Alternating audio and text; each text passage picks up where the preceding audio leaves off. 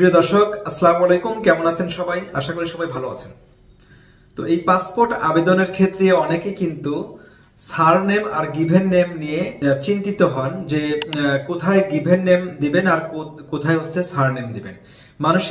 প্রত্যেকটা মানুষের নামের দুটি অংশ থাকে অথবা তিনটা অংশ থাকে। যদি দুটি অংশ থাকে, প্রথমটা যাবে হচ্ছে গিভেন নেমে আর শেষের অংশটুকু যাবে সারনেমে।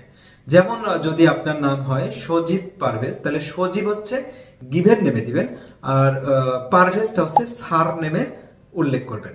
তাহলে কিন্তু কোনো সমস্যা নাই। এছাড়াও কোনো ভয়ের কোনো কারণে আবেদন যখন করবেন কম্পিউটারে, তখন কিন্তু এটা যখন আপনি গিভেন নেমে যখন নামটি বসাবেন, সার নেমে নামের শেষের অংশটুকু যখন বসাবেন, তখন কিন্তু উপরে আরেকটি লাইনে পুরো নামটি শো করে। তখনই কিন্তু আপনি দেখে নিতে পারেন যে ভুল হলো কি সঠিক হলো।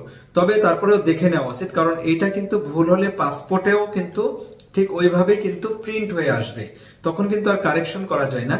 পাসপোর্টে যদি কোনো জায়গা যদি ভুল হয়, সেটা সংশোধনের জন্য আসলে কোনো সুযোগ থাকে না, এটা আবার নতুন ভাবে আবেদন করতে হয়। এটার সংশোধনের একটাই উপায় যে এটা ক্যান্সেল করে নতুন আরেকটি আবেদন। তো আপনাকে নতুন আবেদন করলে আবার আপনার 5-7 হাজার টাকা খরচ হবে। তো আরেকটি বিষয় জানাবো, সেটা হচ্ছে যে এটার ডেলিভারি ইস্যু। 3টা ধাপে ডেলিভারি নিতে পারবেন। একটা হচ্ছে রেগুলার প্রসেসে, আরেকটা হচ্ছে এক্সপ্রেস ডেলিভারি, আর একটা হচ্ছে সুপার এক্সপ্রেস ডেলিভারি। তো রেগুলার ডেলিভারি যদি নেন, সেই ক্ষেত্রে আপনি 15 থেকে 20 দিনের মধ্যেই কিন্তু পাসপোর্ট হাতে পেয়ে যাবেন। আর যদি এক্সপ্রেস ডেলিভারি নেন, এক্সপ্রেস ডেলিভারিতে খরচ একটু বেশি, সরকারি ফি, এটা আপনার দালালকে দিতে হবে না বা কোনো ঘুষ দিতে হবে না। সরকারি ফি অনুযায়ী কিন্তু 2000 টাকা বেশি নেবে আপনার এক্সপ্রেস ওয়ে ডেলিভারি। সেটা 7 দিনে পাবেন আপনি। যেদিন আবেদন করবেন, আবেদন জমা দিবেন, ফিঙ্গারপ্রিন্ট দিবেন, সেই দিন থেকে 7 দিনের মধ্যে আপনি পাসপোর্ট হাতে পাবেন। এরপরে হচ্ছে super express delivery. Super express ডেলিভারিটা পাবেন মাত্র 3 দিনে। কিন্তু অবশ্যই মনে রাখতে হবে যে বৃহস্পতিবারে যদি আপনি আবেদন করেন বা জমা দেন, সেই ক্ষেত্রে কিন্তু আপনি 3 দিনে পাবেন না। আপনাকে হিসাব করতে হবে 3 ওয়ার্কিংস ডে। এই 3 ওয়ার্কিংস ডেতে আপনি এই পাসপোর্ট হাতে পাবেন। তবে সেই ক্ষেত্রে পুলিশ ভেরিফিকেশন ছাড়া, যাতে পুলিশ ভেরিফিকেশন না হয়, সেই ক্ষেত্রে আপনাকে আগেই কিন্তু পুলিশ ভেরিফিকেশন করিয়ে নিতে হবে, যাতে আবেদন করা মাত্রই এইটা প্রিন্টিং এ চলে যায়। তাহলে সেই ক্ষেত্রে কিন্তু আপনি এই শর্ট সময়ে আপনি পাসপোর্ট হাতে পাবেন।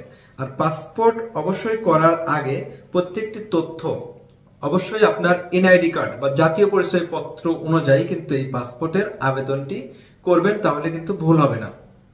পরবর্তীতে অনেকে দেখা যায় যে জাতীয় পরিচয় পত্র সংশোধন করে ফেলেন, কারেকশন করেন, তখন কি করবেন? তখন আপনার খুব সহজ ওয়ে যে আপনাকে আবার পুনরায় আরেকটি পাসপোর্টের জন্য আবেদন করবেন, অথবা রিইস্যুর জন্য আবেদন করবেন। পাসপোর্ট রিইস্যুর জন্য আবেদন করবেন। সেই ক্ষেত্রে আপনার যে বর্তমান জাতীয় পরিচয়পত্র রয়েছে, সেই অনুযায়ী আবেদন করে সাবমিট করবেন। তাহলে কিন্তু আপনার নতুনভাবে আপনার এই পাসপোর্টটি আবার হাতে পাবেন। প্রিয় দর্শক, ভিডিও ভালো লাগলে ভিডিওতে অবশ্যই একটি লাইক করবেন।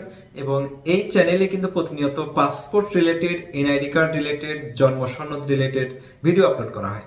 এই সকল বিষয়ে যদি আপনাদের কোনো ঝামেলা থাকে, সমস্যা থাকে, এই আমার চ্যানেলের ভিডিও দেখে আপনি কিন্তু উপকৃত হবেন এবং জানতে পারবেন কোন ওয়েতে আপনি এটি সংশোধন করবেন বা সহজে এই ডকুমেন্টটি পেতে পারেন। তো প্রিয় দর্শক, আপনি যদি নতুন হয়ে থাকেন আমার এই চ্যানেলে, তাহলে অবশ্যই সাবস্ক্রাইব করে রাখবেন।